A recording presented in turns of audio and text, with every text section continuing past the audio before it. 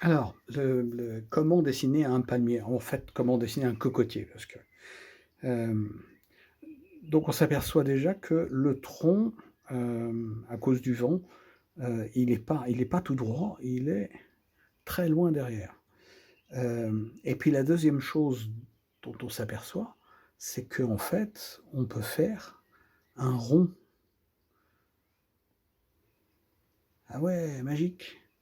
Hem, donc pouf et pouf et pouf.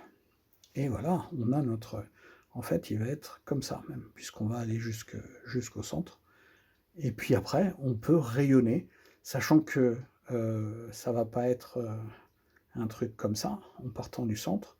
Il va avoir quelque chose d'un peu cassé, un peu comme ça ou un peu comme ça. Il va revenir, heu, par exemple lui, il part comme ça et puis il va revenir sur lui-même puisqu'on est en face. Lui, il part comme ça et il revient, voilà et lui, hop et hop, hop et hop et eux, bah, ils vont tout droit et lui, dès qu'ils sont à peu près horizontaux, ils vont se casser à un moment donné. Alors ça se casse pas, ça se plie, hein, en fait, mais voilà. Pouf pouf et lui, il va revenir sur place et donc on va voilà et même chose pour, un petit peu tous et donc on peut faire, un autre cercle intérieur. Avec les cassures qu'il va y avoir, en gros. D'accord? Et puis après, ce qu'il faut regarder, donc on va le faire en violet, c'est, quand est-ce que c'est ce qu'on appelle les espaces négatifs, en fait. Donc quand est-ce qu'il y a rien? Donc là, il y a rien, là, il y a rien, là, il y a rien, mais vous voyez, ça va pas jusqu'au bout et puis là, il y a presque rien et là, il y a quand même un petit truc et hop, voilà et simplement de faire ces riens,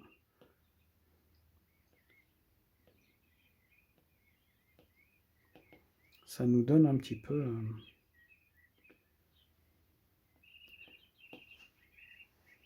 si on enlève la photo, on voit quand même se dessiner nos feuilles de cocotier.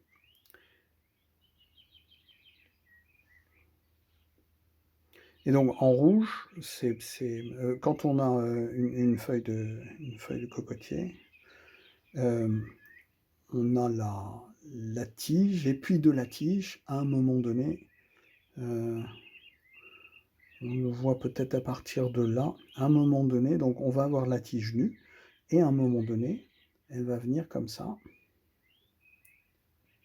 et donc on va avoir plein de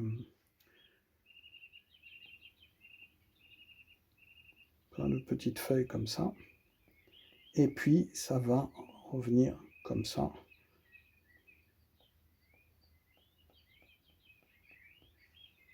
D'accord? C'est un petit peu plus long mais faut pas que je dépasse le bas donc voilà et en fait, on va enlever ce en fait, on le voit par exemple ici, c'est divisé en 2. Là, on voit bien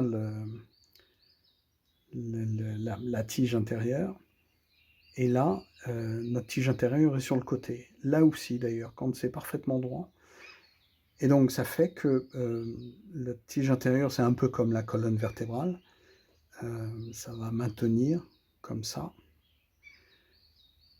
et elle va être, généralement le plus en haut, sauf quand ça descend, mais elle sera toujours au-dessus des autres petites feuilles et donc on a toujours, quelque chose d'un petit peu comme ça, surtout quand c'est plutôt horizontal, d'accord?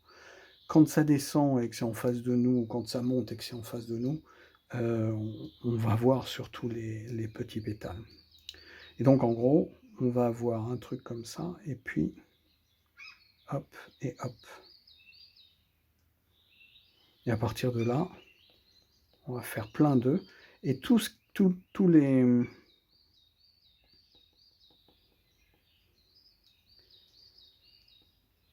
toutes les mini-feuilles, on va dire que c'est des feuilles, qui sont comme ça, ils vont retomber et donc en fait, ils ont pas disparu, ils doublent la surface. On a ceux-là là et puis là, on va en avoir un deuxième rang. Un rang derrière et un rang devant et le rang derrière, il est comme ça et le rang devant, il est comme ça et tout ça attaché par le voilà et puis là, ils vont nous faire comme ça.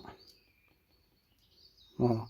Alors, c'est intéressant de comprendre bien l'architecture de la chose. Maintenant, on va pas le reproduire exactement. On va s'en servir en intelligence. Et donc, vous voyez que là, les feuilles sont plutôt horizontales. Et puis, à un moment donné, la tige va tomber et les feuilles vont tomber aussi. Et là, alors plus elles vieillissent, plus elles deviennent, plus elles se verticalisent, plus elles tombent, tout simplement. Et là, on ne le verra pas, mais la plupart qui sont comme ça commencent à devenir un petit peu marron et ça devient des feuilles mortes. Donc voilà, en gros, le principe du palmier. Et donc, pour dessiner un palmier, on fait à peu près la tige, le tronc, pardon.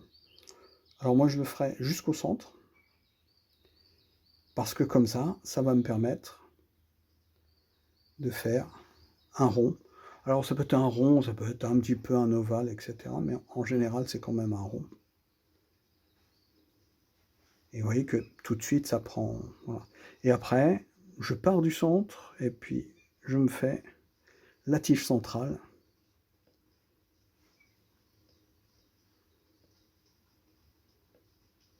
Là, elle est ici.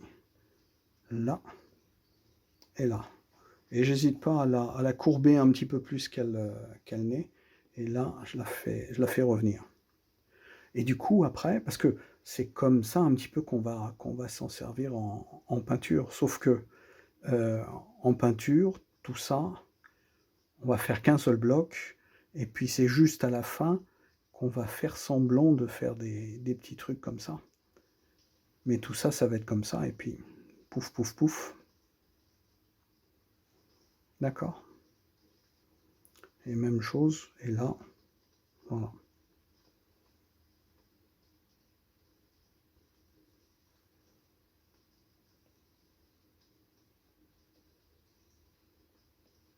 Là, on en fait moins, parce qu'ils sont plus rares, et là, on en fait 2 fois plus. C'est ce qui fait qu'on peut y aller allègrement.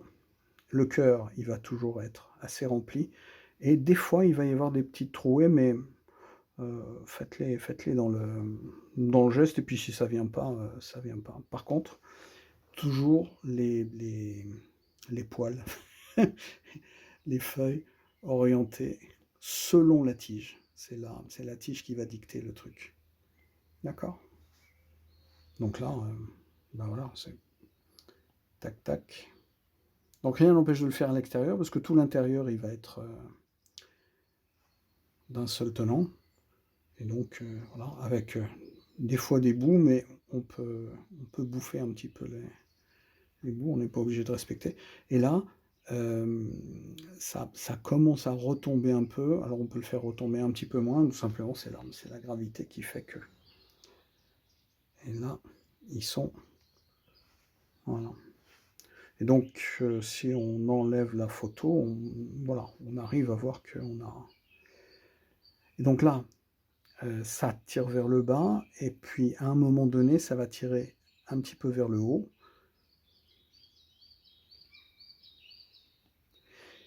Et puis ça retombe, et donc ça retire vers le bas. Voilà. Et c'est ce qui va nous faire que...